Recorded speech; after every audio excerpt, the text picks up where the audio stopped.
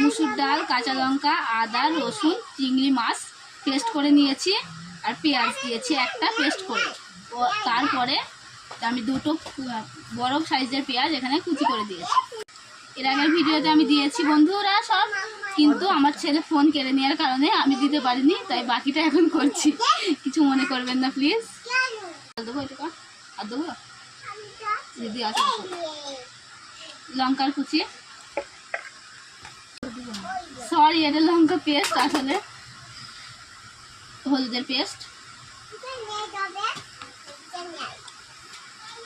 জিরে ধনিয়া মৌরি পেস্ট,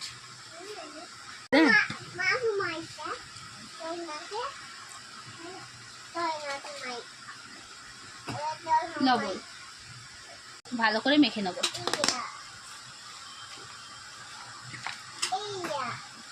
সেন্ট খুবই সুন্দর সেন্ট বার হচ্ছে, তোমরাও এরকম করে মেখে নেবে। গ্যাসটা জ্বালিয়ে দেখো ফ্রাই প্যান বসিয়ে দিয়েছি, বলছি ভালো করে আমার মিক্স করা হয়ে গেছে। আমার কড়াইও এদিকে গরম হয়ে গেছে, এবার আমি তেল দিয়ে দেবো।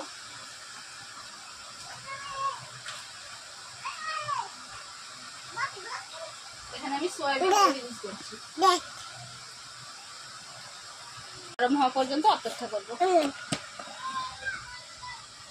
তেল গরম হয়ে গেছে, এবারে আমি এক এক করে বড়াগুলো দিয়ে দেবো।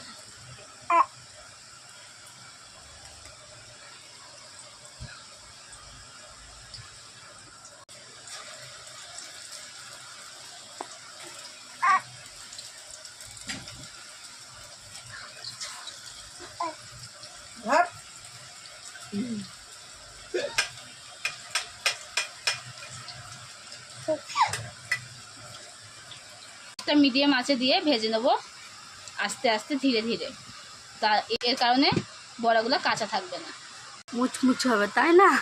আমার ফ্রাই প্যানটা ছোট হয়ে গেছিল আর আমার কাজ আছে, তাই আমি বড় কড়াই বসিয়ে দিলাম। তেল দিয়ে দিলাম কড়াইতে।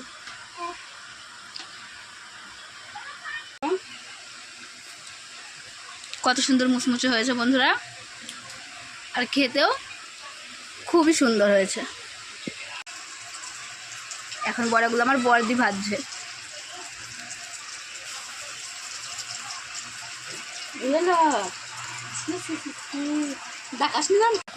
বড়াগুলো ভেজে নিয়েছি মুচমুচে করে, দেখো